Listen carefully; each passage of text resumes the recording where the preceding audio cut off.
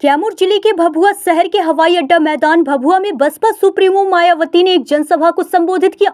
हजारों की संख्या में लोग मायावती को सुनने के लिए पहुंचे हुए थे। मायावती को चांदी का हाथी भेंट की गई।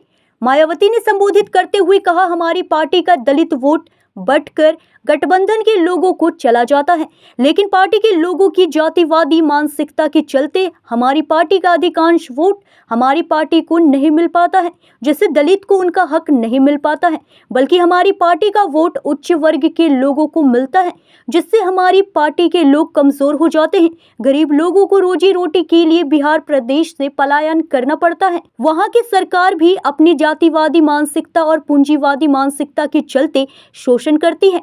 चुनाव के समय सारी पार्टियां लालच देती है कि हम सत्ता में आएंगे तो रोजी रोटी देंगे।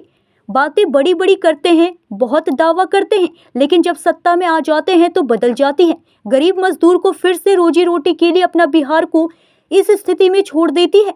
कांग्रेस के राहुल गांधी ने सितंबर 2024 में कहा था, वक्त आने पर आरक्षण खत्म करने का ऐलान किया है। कांग्रेस भी आरक्षण खत्म करना चाहती है। बाबा साहेब ने जो आरक्षण का अधिकार दिया है, उससे जातिवादी पार्टियां हत्याकांड अपना कर खत्म करने का प्रयास कर रही है। किसी भी कीमत पर उनके मंसूबे को कामयाब नहीं होने देना है।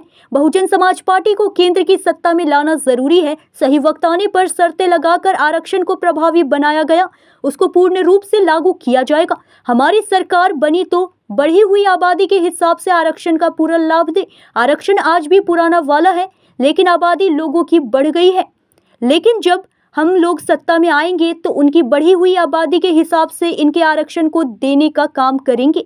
मोदी ने आरक्षण को पहले ही कम प्रभावी करने का काम किया है। उत्तर प्रदेश में जब हमारी सरकार आई तो गरीब लोगों को, जिनके पास खेती करने की जमीन नहीं थी, उनको भी जमीन देने का काम किया।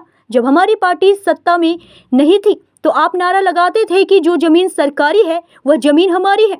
हमने जो भी जमीन बांटी वह किसानों की नहीं बल्कि सरकारी जमीन को बांटी। उत्तर प्रदेश में हमारी सरकार ने हमारे साथ जुड़े लोगों को स्थायी सरकारी और गैर सरकारी नौकरी दिया।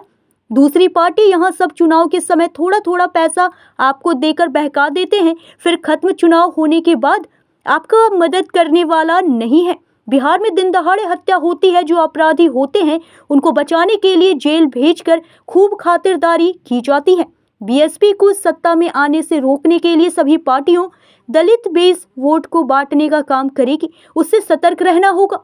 1 अगस्त 2024 को माननीय सुप्रीम कोर्ट का दिया गया निर्णय है, फैसला है, जिसमें माननीय सुप्रीम कोर्ट ने एससी व एसटी के आरक्षण में वर्गीकरण करने व इसमें क्रीमी आदि को भी लागू करने की बात कही है। इससे हमारी पार्टी कतई भी सहमत नहीं और इस निर्णय को प्रभावी बनाने व इसे पूर्व की स्थिति में लाने के लिए फिर हमने मीडिया के जरिए केंद्र की वर्तमान सरकार यानी कि उस समय भाजपा की सरकार से इस संदर्भ में संसद में संवैधानिक संशोधन विधेयक लाने वैसे पास कराने का भी अनेकों बार विशेष अनुरोध किया, जिस पर केंद्र सरकार व पूरा विपक्ष चुप ही रहा है। वैसे भी इस मामले में अब हमें इनसे कोई और ज्यादा उम्मीद नहीं करनी चाहिए, क्योंकि अब तो बीजेपी व कांग्रेस आदि की कई राज्य सरकारों ने कोर्ट के इस निर्णय को लागू करना भी शुरू कर दिया है। अपनी शर्तों के आधार पर उस सरकार में ही शामिल होकर अपने लोगों का कुछ हद तक विकास में उत्थान आदि कराने का ही पूरा प्रयास करेगी। इसके अलावा टिकट बंटवारे के मामले में भी हमारी पार्टी ने यहाँ सर्व समाज के लोगों को बीएसपी में जुड़ने की तादाद को ध्यान में रखकर फिर उसी अनुपात में ही उन्हें टिकट दे दिए। लेकिन अब मैं आप लोगों का ध्यान अपनी पार्टी को कामयाब बनाने के लिए कुछ जरूरी बातों की तरफ दिलाना चाहती हूँ। आप लोगों को मालूम है कि अपने देश को आजाद हुए अब वर्षों बीत चुके हैं और आजादी के बाद इस लंबी अवधि में केंद्र में आपके बिहार प्रदेश में भी अधिकांश यहाँ कांग्रेस, बीजेपी व अन्य विरोधी पार्टियों की तथा इनके गठबंधन की ही सरकारें रही। कैमूर से ब्रजेश दुबे की रिपोर्ट।